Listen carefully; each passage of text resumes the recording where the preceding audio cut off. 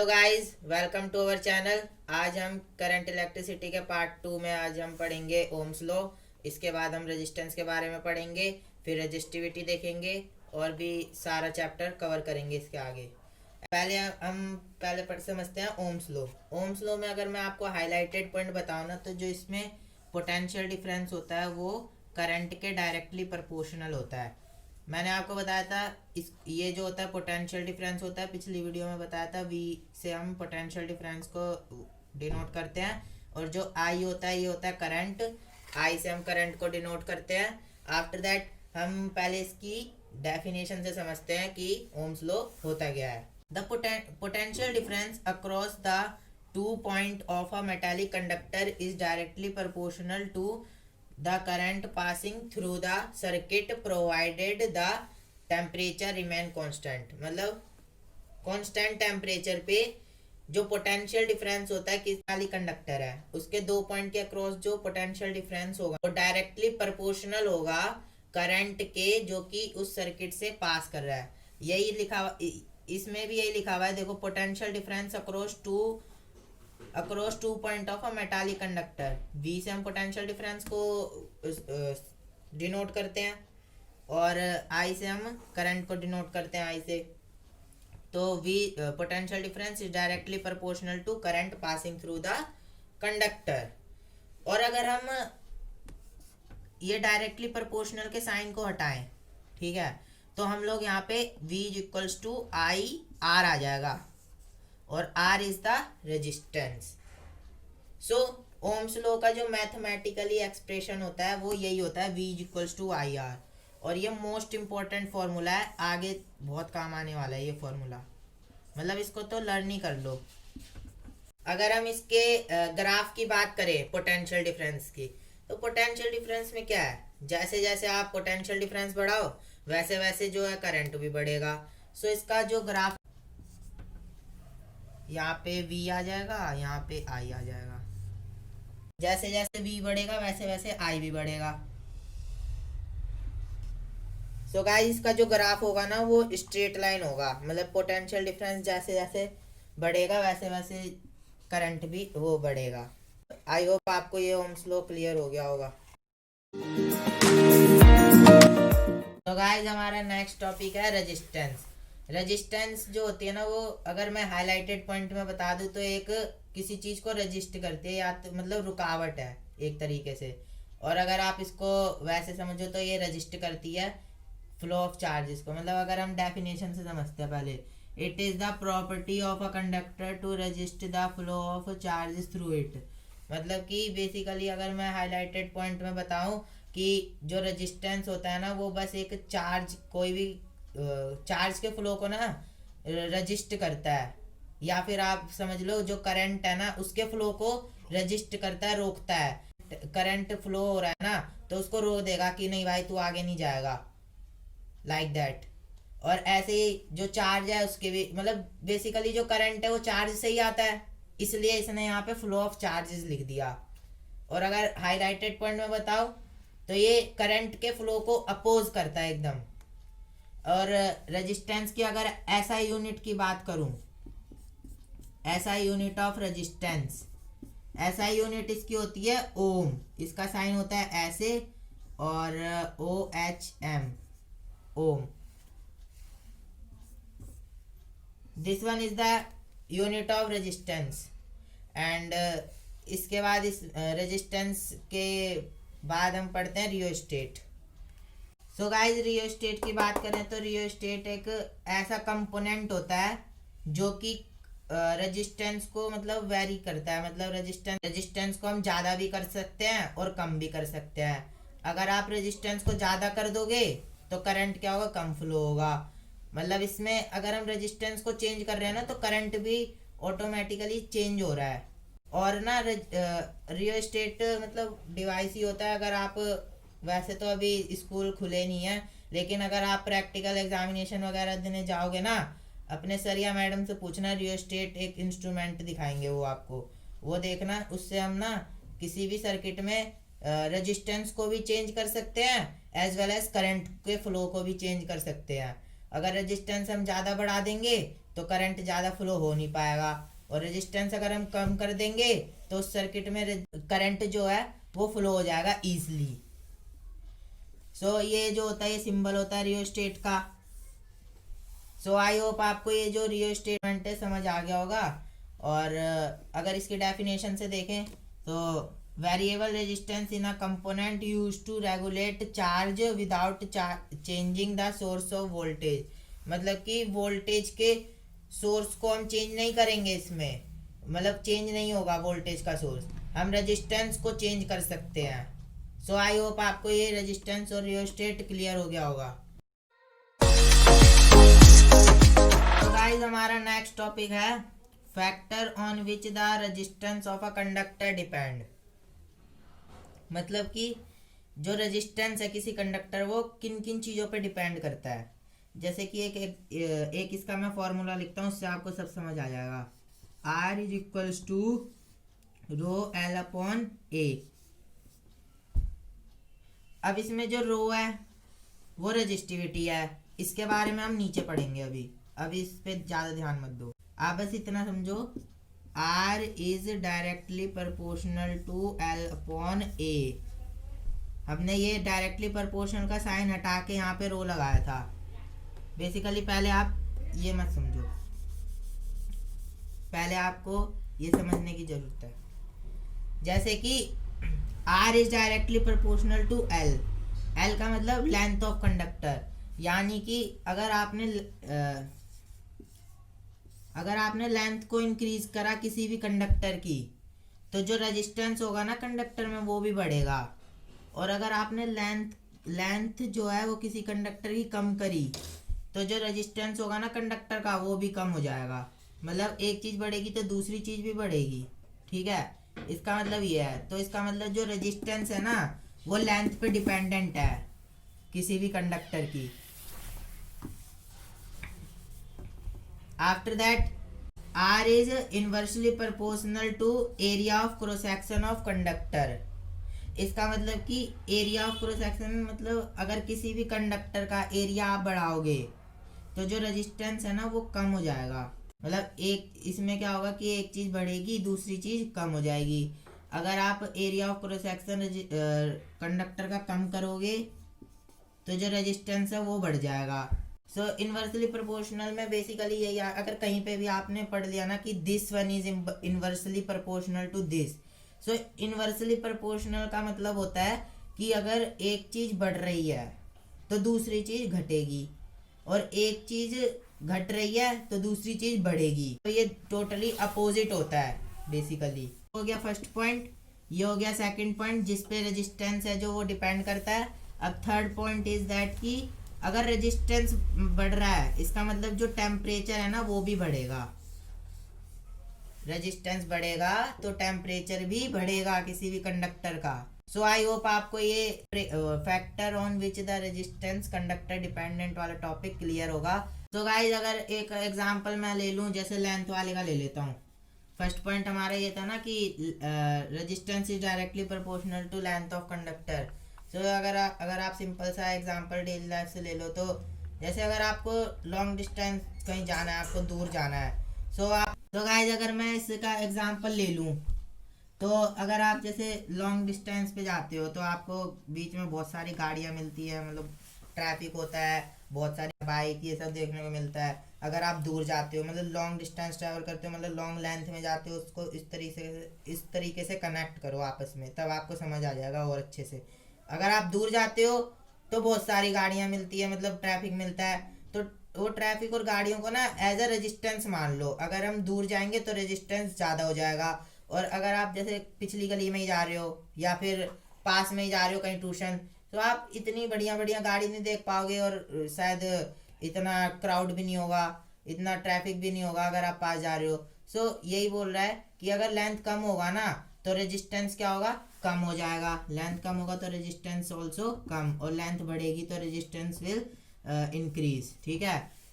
So guys I hope आपको clear हो गया होगा। ऐसे ही same as it is area में भी था कि एक, लेकिन इसमें क्या था, इनवर्सली प्रोपोर्शनल था। इनवर्सली प्रोपोर्शनल में एक चीज़ बढ़ती है दूसरी चीज़ घटती है। और टेम्परेचर भी सेम है, जैसे टेम्परेचर टेम्परेचर बढ़ेगा तो रेजिस्टेंस भी बढ़ेगा, रेजिस्टेंस बढ़ेगा तो टेम्परेचर भी बढ़ेगा। सो गाइज अगर हम हमारा दूसरा टॉपिक है रजिस्टिविटी। रजिस्टिविटी को हम ना रो से डिनोट करते हैं, रो से डिनोट करते हैं। और जैसे कि मैंने आपको पहले एक फॉर्मूला बताया था,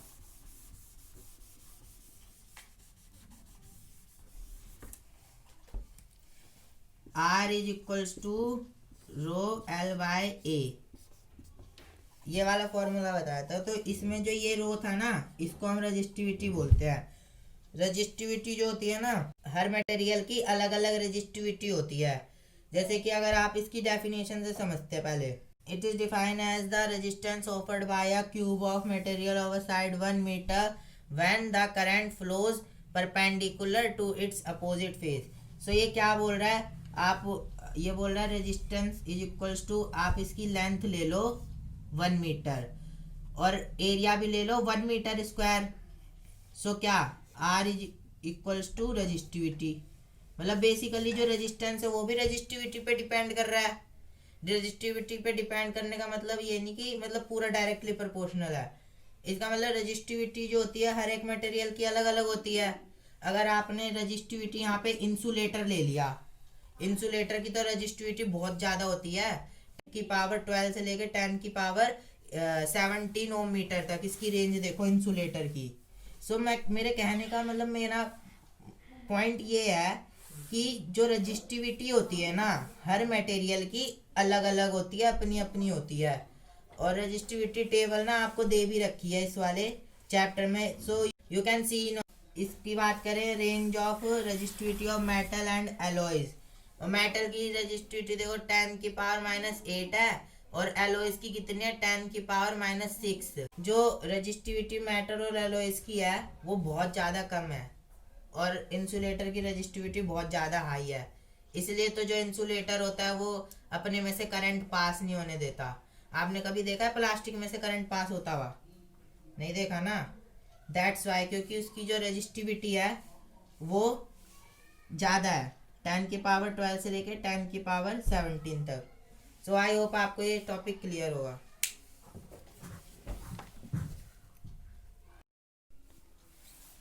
सो गाइज हमने पिछले पॉइंट में रेंज के बारे में बात करी थी कि मेटल और एलॉयज की क्या रेंज होती है। हमने देखा था इंसुलेटर की जो रेंज थी रजिस्टिविटी की वो काफ़ी हाई थी, जिससे कि इतना ज़्यादा रजिस्टिविटी थी उसकी, उस मटेरियल की, कि उसमें से करंट या कुछ भी करंट पास ही नहीं हो सकता उसमें से। अब हम थर्ड पॉइंट की बात करते हैं एसआई यूनिट ऑफ रजिस्टिविटी। अगर हम एसआई यूनिट ऑफ रजिस्टिविटी की बात करें ना, तो इसकी एसआई यूनिट होती है ओम मीटर, और इसको इससे डिनोट करते हैं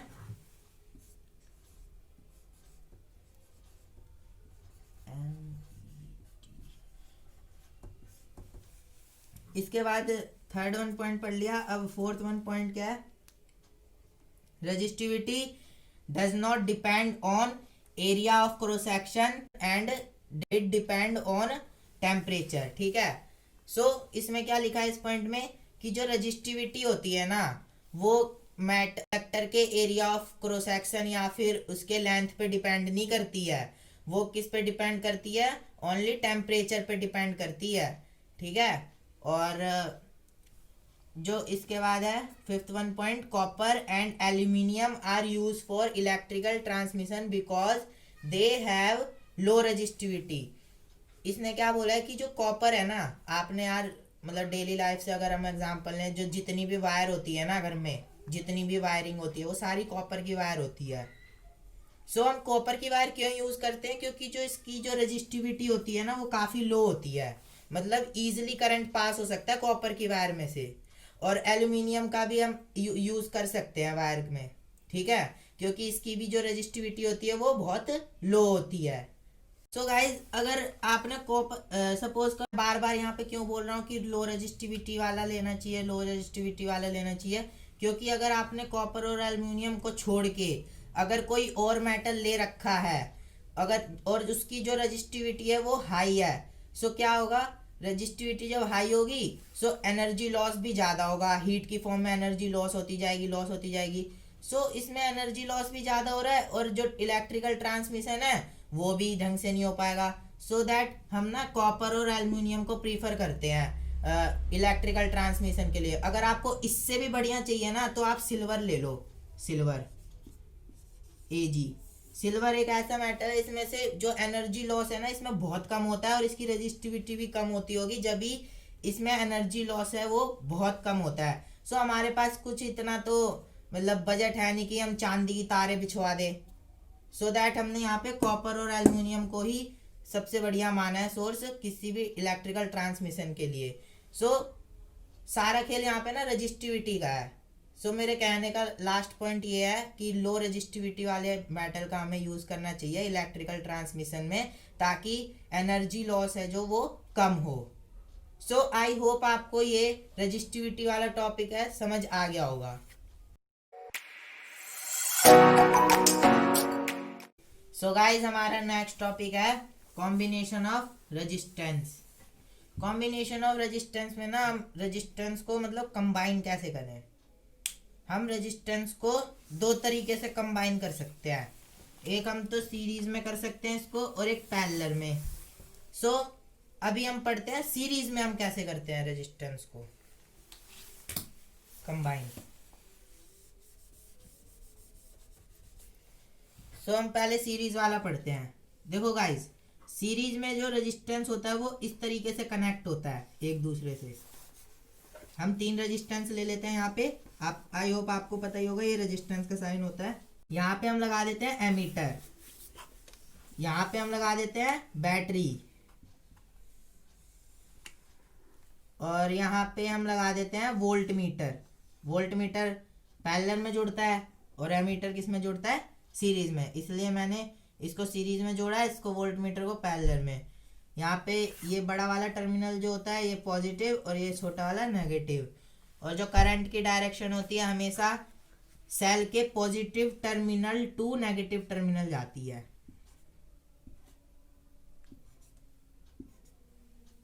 और करंट को I से डिनोट करते हैं।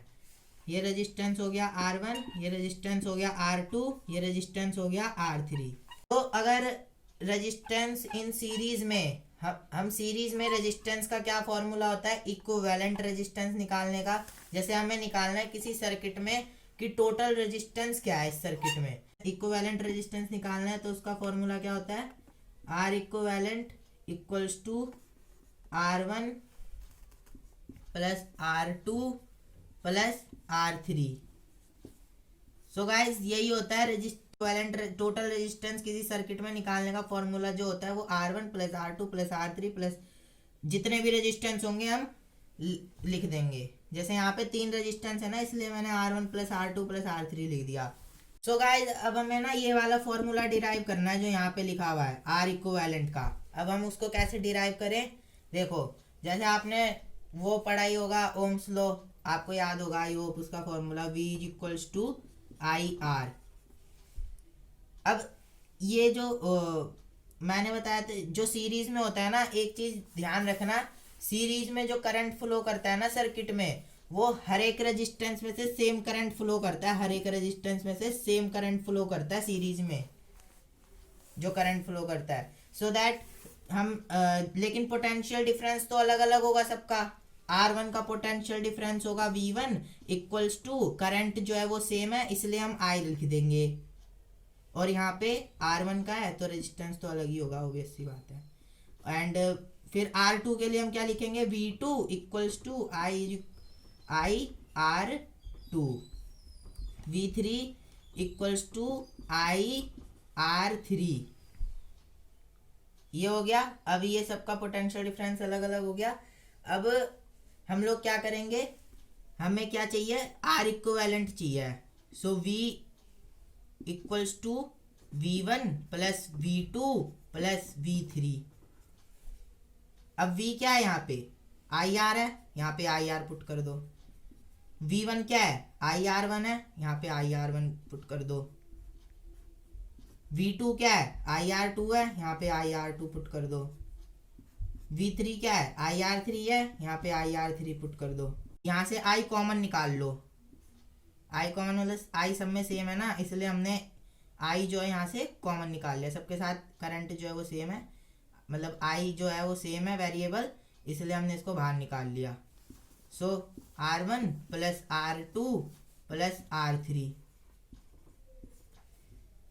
आई से आई कैंसिल कर दो, R is equals to R1 plus R2 plus R3, और ये टोटल इक्विवेलेंट रेजिस्टेंस हो जाएगा किसी भी सर्किट का अगर सीरीज में रेजिस्टेंस अरेंज है तो।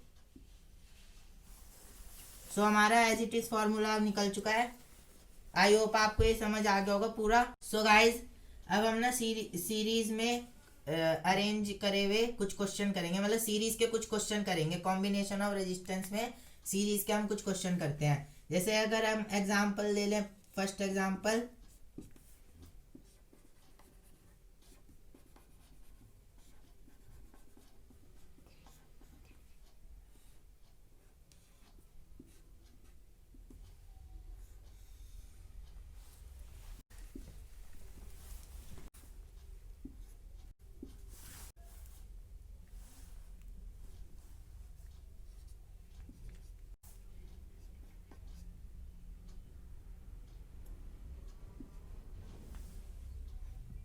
यूनिट लगा देते हैं यहाँ पे।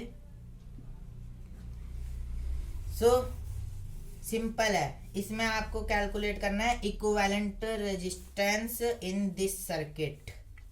सो इक्विवेलेंट रेजिस्टेंस फाइंड करने के लिए हम सिंपल सा फॉर्मूला हमने पढ़ा था, R equivalent equals to R1 plus R2 plus R3।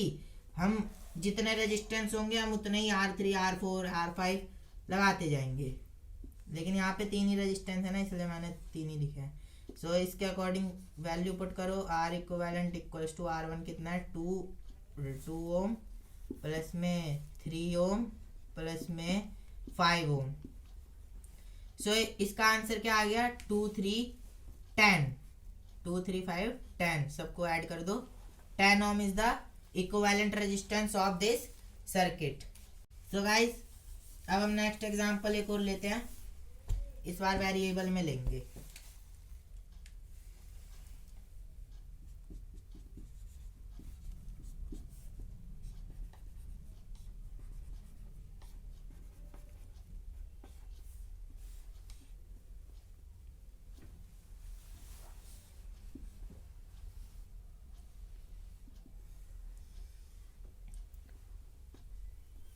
Variable में जैसे आप यहाँ पे ले लो, इसका जो रेजिस्टेंस है वो 2R है, इसका 3R है, इसका 7R है।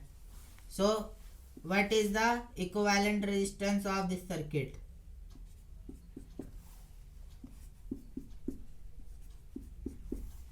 What is the equivalent resistance of this circuit हमें निकालना है, ठीक है। सो हम वही फॉर्मूला सिंपल वाला यूज करते हैं जो हमने पढ़ा था, 2R plus 3R plus 7R।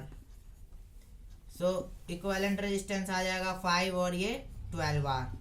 12R is the equivalent resistance of this circuit. एक और एग्जांपल लेंगे एनसीईआरटी का। सो गाइस हमारा नेक्स्ट एग्जांपल है एग्जांपल नंबर 3। हमने ये एनसीईआरटी का एग्जांपल ले रखा है। इसमें देखो इस क्वेश्चन में क्या कह रहा है, इसने एक सर्किट दे रखा है जिसमें 2 रेजिस्टेंस है। एक ये जो लैंप है ना, इसके अंदर जो रेजिस्टेंस है वो है 20 ओम, और ये जो रेजिस्टेंस है ये है 4 ओम, और बैटरी जो है वो 6 वोल्ट की लगा रखी है। एंड इसके बाद देखो ए पार्ट में क्या बोल रहा है, the total resistance of the circuit, मतलब टोटल रेजिस्टेंस कितना है सर्किट का। सिंपल है, हमने ये वाला फॉर्मूला पढ़ा ही था, R equivalent equals to R1 plus R2। यहाँ पे 2 रेजिस्टेंस है इसलिए मैंने सिर्फ R1 प्लस R2 तक ही ले रखा है। अगर हम इसका आर इक्विवेलेंट निकालें तो ये कितना हो जाएगा 4 प्लस 20। सो 24 ओम का रेजिस्टेंस है टोटल सर्किट में। ये हमारा ए पार्ट निकल गया। अब बी पार्ट देखते हैं, बी पार्ट में क्या बोल रहा है। बी पार्ट में बोल रहा है ये the current through the circuit, मतलब कितना करंट फ्लो कर रहा है सर्किट में से। सो हमने फॉर्मूला पढ़ा था ओम्स लॉ का, V is equals to IR। हमें total resistance of the circuit पता है 24 ओम, और बैटरी कितने वोल्ट की है 6 वोल्ट की। सो हम पहले पुट कर देते हैं 6 वोल्ट इक्वल्स टू आई, और रेजिस्टेंस कितना total 24 Om.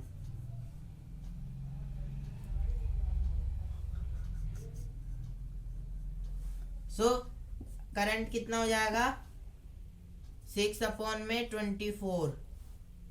Current is equals to, इसको अगर आप काटोगे आंसर जो है इसका आ जाएगा 0.25 एम्पियर। That's the answer. इधर यूनिट लगाना बहुत जरूरी है, भूलना मत। यहाँ पे एम्पियर है करंट की, इसलिए एम्पियर लगाई है, यहाँ पे रेजिस्टेंस की यूनिट ओम लगाई है। अब देखो थर्ड पार्ट में क्या बोल रहा है।